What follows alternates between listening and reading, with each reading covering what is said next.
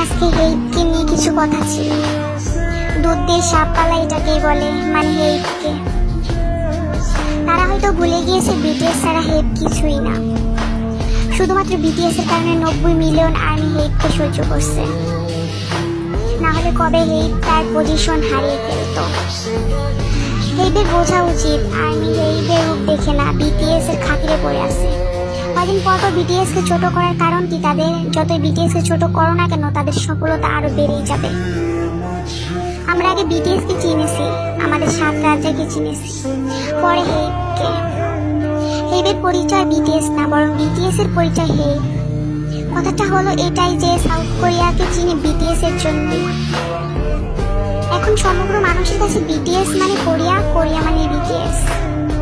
যেখানে বিটিএস এর গান ব্যবহার করে হেইটের কারেন্ট বিল দেওয়া হয়, সেখানে বিটিএস কে কেন ছোট করা হয়? বিটিএস কে একবার না দুইবার ছোট করা হয়েছে। হেইট নিজেই এত উপরে ওঠে নাই, বিটিএস এর যোগ্যতা হেইট এত উপরে উঠেছে।